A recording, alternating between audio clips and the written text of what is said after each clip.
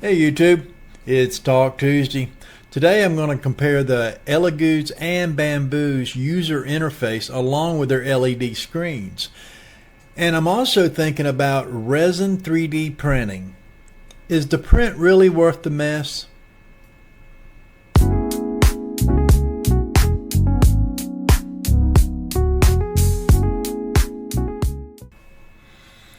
Hey YouTube, welcome back to the channel. If it's your first time here, my name is Will and I'm a 65-year-old man who has been learning Fusion 360 so I can create my own custom STL files that I can sell as a print-on-demand item at Amazon and other platforms like that.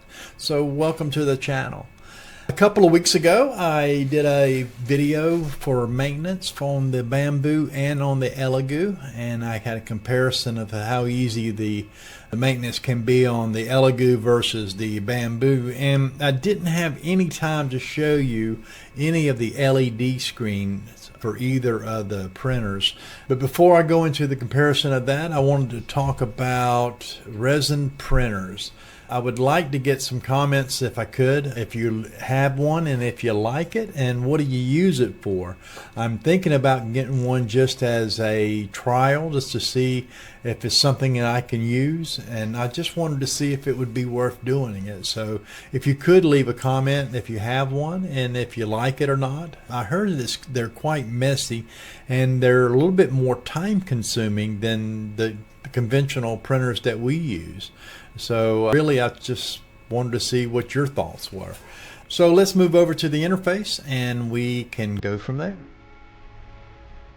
Alright, I'm going to start with my Bambu P1S. The front screen is 2.5 inches wide by 1 inch tall. It has the temperatures for the nozzle and the heat bed on it, along with the speed that I have it set at. Also, you can start and stop it from here, and I'm tied into Wi-Fi. It shows that I'm ready for printing, and it does not have a touch screen. I have to use the little toggles on the right to toggle through everything. It's like playing a video game. So we go one section down. It takes us to our temperatures. You can raise them up and down in increments of 10, or you can do them in ones if you want.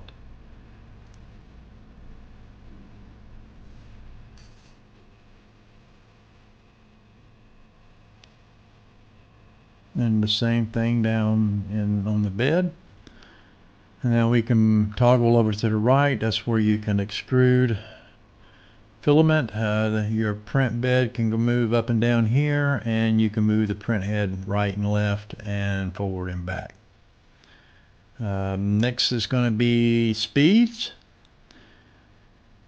You can set it here as fast as you want it, or if you just want it to run slow to get a better print. Next is feeding. You're going to load it or unload it here, and if you need to do it again, you can always retry. Fans, you can just turn them on and off. That's it. You can't do anything else. You can turn it on or turn it off.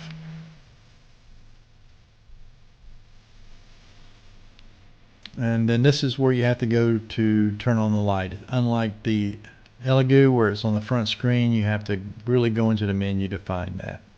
And then that's where you plug in your AMS. Next is just my printer settings. And then in the cache is where you keep all your past prints. And it's not much of a display. If you don't know the name of it, you may have to go through it a few times. I mean, some of them are pretty obvious, especially dragons and stuff, but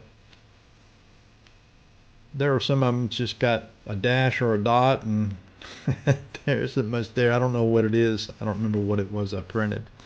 But that's all of the Bambu's menu. So let's just go on over to Elegoo's. And as you can see, it's just a nicer screen. You turn the light on right on the front. That's what I love about it. I don't have to go through it to turn the light on. This is the Wi-Fi. It's actually an indicator. It's not a button. And then these are buttons, but They take you to where you can adjust the temperatures and turn on the fans and stuff, and it lets you know what the temperatures are and stuff. So right off the bat, there's a lot right on the front screen that helps you out. The screen itself is 3¼ inches wide and 2½ inches tall, or a 4-inch diagonal. Your second tab here is your cache, is your past prints, and it's easy to see what I've been printing. You can go into it and just print again. You can even turn leveling on and off, and where before with Bambu, whatever's the settings are set at the cache, that's what you have to print. And this is what's on my USB drive, and then these are just past prints and what order I did them in. And then we got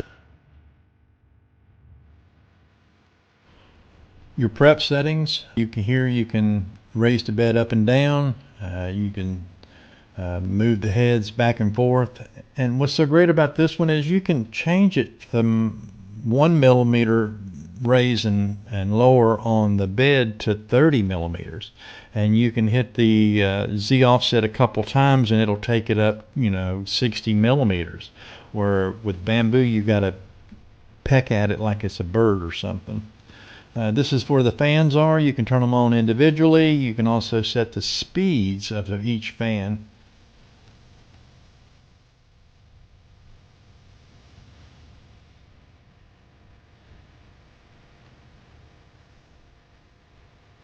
And then we can get to the extruder, and this is where you're going to load and unload.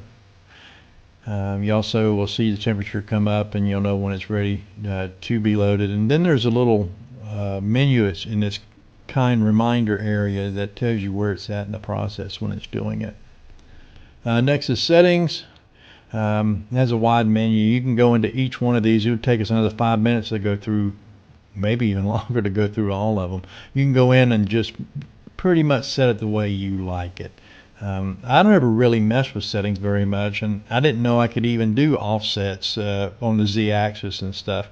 But you can with this one, and you cannot with Bambu. And then here you can brighten and dim the screen a little bit. Next is going to be my network, and then my info for that printer, and then your camera.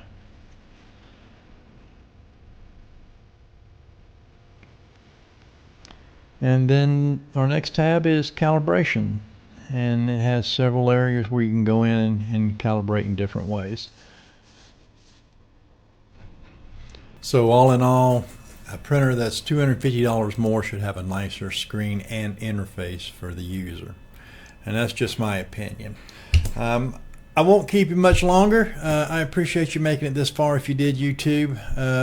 If you would like and subscribe, that really helps my channel to grow. We're right at the 4,000 hours now, and I'm just amazed about all of that. So what I'm doing Friday is another fusion, and what it is I have big fat headphones, and I need a big fat holder. And this is a very nice holder, a very clean print, and we're going to do that for you guys on Friday in Fusion, and it will only take us about 10 minutes to do it. So we know what we're printing on Friday, and I hope to see you there. Thank you so much, YouTube. See ya.